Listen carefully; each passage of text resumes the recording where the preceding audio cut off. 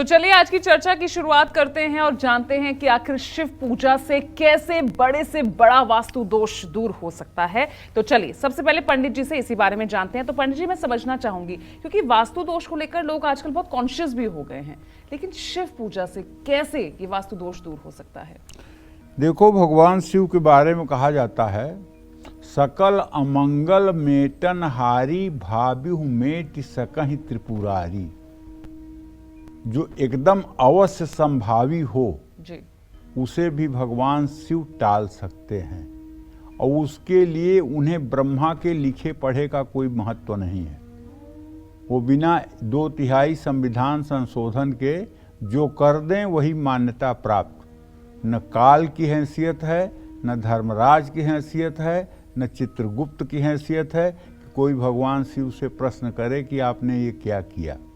जी। इसीलिए वो महादेव हैं, देवाधिदेव हैं जी। और इसीलिए कहा जाता है कि मृत्यु से वो डरे जो काम करे चांडाल का, मृत्यु से वो क्यों करे जो भक्त हो महाकाल का। जी। ठीक है। बिल्कुल। तो कहने का आशय ये है कि देखिए, वास्तु दोष ऐसा नहीं है कि आज प्रचलन में आया है। जब से सृष्टि की रचना हुई है, जब से विश्वकर्मा जी ने सृष्टि की रचना में निर्माण कार्य शुरू किया है, तब से वास्तु की व्यवस्था हमारे शास्त्रों में रही है। अभी एक बात अलग है कि जब हम किसी तरह से एक घर बनाना चाहते हैं, एक झोपड़ी बनाना चाहते हैं, एक रहने के लिए आशियाना बनाना चाहते हैं, तो किसी तरह से उसको हम बनाने के चक्कर में रहते हैं। उसमें हम ये नहीं देखते हैं कि क्या दोष हो रहा है, क्या अच्छा हो रहा है, क्या बुरा हो रहा है। हमें तो बस खुशी होती है कि एक छत मिल जाए सिर छिपाने के लिए। लेकिन जहाँ प्रसाद, जिसको कहते हैं राजमहल, जहाँ राजमहल बनता था, जहाँ बड़े लोगों का घर बनता था, उसमें वास्तु का विचार किया जाता था। और मैंने अनुभव में देखा है कि चाहे जितना अच्छी आपकी महादशा चल रही हो, चाहे जितना आपका अच्छा भाग्य चल रहा हो, लेकिन अगर घर में वास्तु दोष है तो आपका सारा पुरुषार्थ धरा का धरा रह जाएगा। जैसे 2-4 बातें मैं आपको बता रहा हूं। अगर आपके घर के ईशान कोण में, उत्तर पूरब के कोने में टॉयलेट है और उसका आप यूज करते हैं, तो आप अपने हृदय पर हाथ रखकर सोचिए, चाहे आप जितना कोशिश कर लें, लेकिन आपके दुखों का अंत नहीं होगा। अगर आपके दक्षिण पूर्व के कोने में पानी का स्थान है, वहां हर समय पानी रहता है, तो चाहे आप जितनी कोशिश कर लें, उस घर में आप सुखी नहीं रह सकते। अगर आपके ईशान कोण में सीढ़ियां बनी हुई हैं, तो वो घर जितना बना होगा उसके ऊपर फिर कभी जिंदगी में नहीं बन पाएगा। अगर आपके घर का दक्षिण पश्चिम का कोना बढ़ा हुआ हो, तो ये निश्चित है कि उस घर में रहने वाले कभी सुकून से नहीं रह सकते। अगर आपके घर का दक्षिण और पश्चिम का हिस्सा नीचा हो और पूरब और उत्तर का हिस्सा ऊंचा हो, तो ऐसे घर में रहने वाले लोग हर समय रोग शोक से त्रसित रहेंगे। तो कहने का मतलब यह है कि देखिए, वैसे तो वास्तु दोष अनेकानेक प्रकार के होते हैं। आजकल शहरों में एक वास्तु दोष बड़ा आम प्रचलन में है, सूर्यवेद। सूर्यवेद का मतलब होता है, जिस घर की लंबाई पूरब पश्चिम ज़्यादा हो और चौड़ाई उत्तर दक्षिण कम हो, उसको सूर्यवेदी घर कहते हैं। और जिन घरों की लंबाई उत्तर दक्षिण ज़्यादा हो, चौड़ाई पूरब पश्चिम कम हो, उसको चंद्रवेद कहते हैं। घर में चंद्रवेद बहुत अच्छा माना जाता है और सूर्यवेद बहुत बुरा माना जाता है।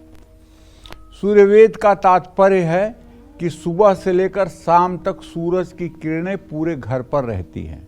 चंद्रवेद का मतलब होता है कि सुबह के समय आधे घर पे सूर्य की किरणें होती हैं और शाम के समय आधे घर पे सूर्य की किरणें होती हैं। पूरे दिन सूर्य की किरणें घर पे नहीं खेलती हैं। तो देखिए, जिस घरों में वास्तु दोष हो वहाँ तो वास्तु शांति करवाना ही चाहिए, और हो सके तो जो वास्तु दोष है उसका तोड़ फोड़ करके उसको ठीक करवाना चाहिए। लेकिन अगर ऐसी कोई स्थिति नहीं है, आप किराए के घर में रहते हैं, आप मजबूर हैं, आप तोड़ फोड़ नहीं करवा सकते हैं और आपको उस घर में रहना भी है। मान लीजिए आपको सरकारी आवास मिला है, अब आप क्या करेंगे? ना तो आप तोड़ फोड़ करवा सकते हैं, ना तो रोज घर बदल सकते हैं, तो ऐसे में क्या करेंगे? तो ऐसे में मेरा एक आजमाया हुआ सुझाव है, एक अंगूठे के बराबर का पारे का शिवलिंग घर में लाइए। पारे का शिवलिंग कह रहा हूं, चांदी और पारा मिला करके पारे का शिवलिंग बनता है। उसकी पहचान ये है कि अगर सोने की अंगूठी भी उसको टच करा दोगे तो सोने की अंगूठी सफेद हो जाएगी। तो ऐसे में शिवलिंग पर जो पारे का शिवलिंग है उसका विधिवत अभिषेक करिए।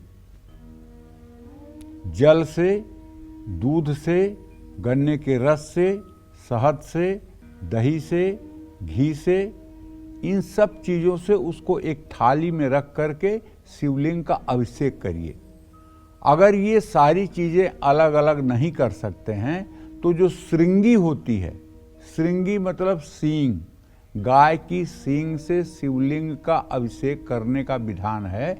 लेकिन उसकी जगह पर इस समय चांदी और पीतल की श्रृंगी का उपयोग किया जाता है। तांबे की श्रृंगी का भी अभिषेक किया जाता है, लेकिन उससे सिर्फ जल से अभिषेक किया जाता है। तांबे की श्रृंगी में शहद नहीं डाल सकते, गन्ने का रस नहीं डाल सकते, वो मदिरा बन जाएगा। तो ऐसे में अगर अभिषेक किया जाए और आपको रुद्र सूक्त का पाठ याद है, अरे तब तो बात बन गई। और अगर नहीं आता आपको रुद्र सूक्त तो हर समय ओम नमः शिवाय बोलते हुए आप अभिषेक करें। और अभिषेक करने के बाद जो जल थाली में इकट्ठा हो उसमें से थोड़ा सा जल एक कटोरे में ले करके और दुर्वा घास या बेलपत्र से जो है पूरे घर में उसको छिड़क दें। और ये क्रिया हर सोमवार को करना शुरू करें, तो इससे आपके घर की नेगेटिविटी, आपके घर की काफ़ी हद तक वास्तु दोष से आपको निजात मिलेगी। ऐसा करने से घर की नकारात्मक शक्तियां भी दूर हो जाएंगी।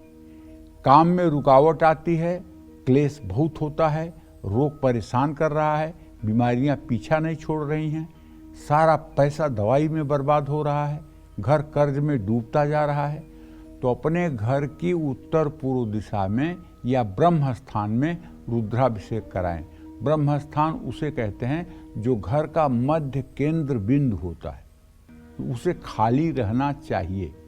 वहाँ या ईशान कोण में, उत्तर पूर्व के कोने में, वहाँ अगर रुद्राभिषेक का आयोजन कराया जाए, एक बार तो रुद्राभिषेक 3 ब्राह्मणों को बुला करके और एकादशनी रुद्राभिषेक जरूर कराना चाहिए। ये एकादशनी रुद्राभिषेक क्या है? रुद्रा अष्टाध्यायी के 11 पाठ जब किए जाते हैं तो इसको कहते हैं एकादशनी रुद्राभिषेक। और 11 पाठ से जब रुद्राभिषेक होता है तो आप जानते हैं निश्चित रूप से आपकी मनोकामना पूरी होती है, गंभीर से गंभीर बीमारियां ठीक होती हैं और घर की उन्नति का मार्ग प्रशस्त होता है।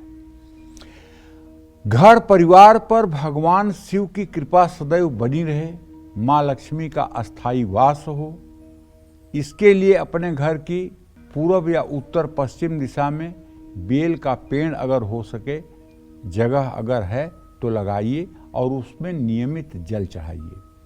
बेल के पेड़ के नीचे सुबह शाम घी का दिया जलाइए। और अगर संभव है तो बेल के पेड़ के नीचे नर्मदेश्वर शिवलिंग, ये नर्मदेश्वर शिवलिंग जो है ये स्वयंभू शिवलिंग है।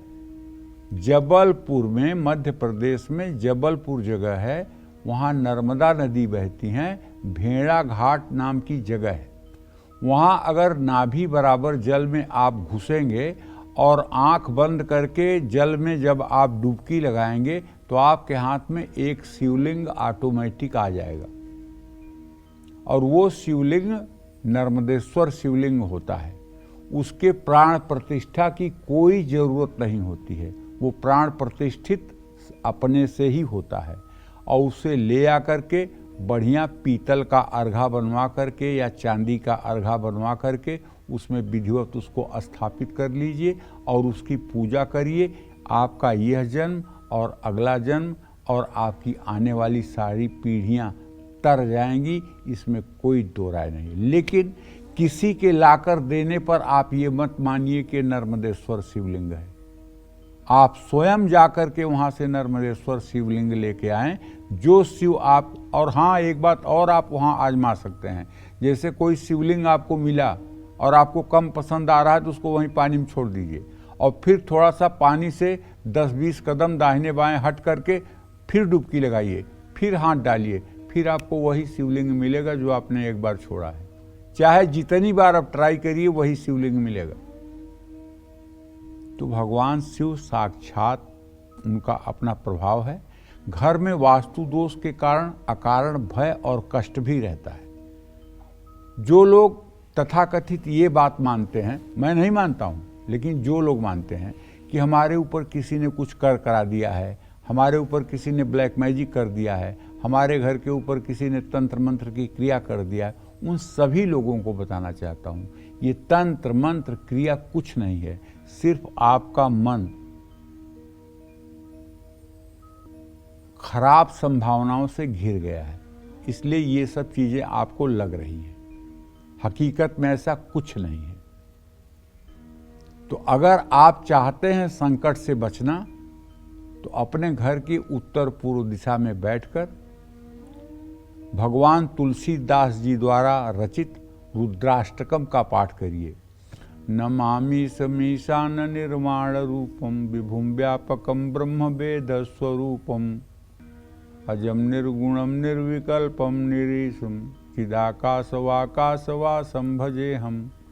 तो अगर ये उत्तरकांड में जो रुद्राष्टक गोस्वामी जी ने लिखा है, इसका रोज सस्वर सुबह शाम पाठ होने लगे तो निश्चित रूप से आधी परेशानी तो घर की अपने आप दूर हो जाएगी। किसी प्रकार का अगर भय है तो अपने घर में 40 दिनों तक आपको नियमित शिव चालीसा का पाठ सुबह शाम जरूर करना चाहिए। घर की पूर्व दिशा में अर्धनारीश्वर रूप की पूजा करने से वैवाहिक जीवन सुखी रहता है। भय से मुक्ति के लिए सोमवार को किसी भी खुले स्थान पर धतूरे का भी पौधा लगा सकते हैं, लेकिन इसको ऐसे स्थान पर न लगाएं जहां बच्चों की पहुंच हो, क्योंकि धतूरा जो है एक इतना नशीला पौधा है कि जिसका फल खा लेने के बाद फिर बहुत बुरी स्थिति हो जाती है। हाँ, ये बात दूसरी है कि भगवान शिव को धतूरे का फल चढ़ता है, लेकिन धतूरे का फल घर के अगल बगल होना नुकसानदायक भी हो जाता है, क्योंकि बच्चे अगर कौतूहल बस कभी तोड़ करके और उसको थोड़ा सा अपने मुंह में डाल लिए तो इसका परिणाम बहुत बुरा भी हो सकता है। तो इसलिए धतूरे का पेड़ घर के सन्निकट तभी लगाएं जब आप ये समझ लें कि इसका कोई दुरुपयोग नहीं करेगा। जय मां विंध्यवासिनी।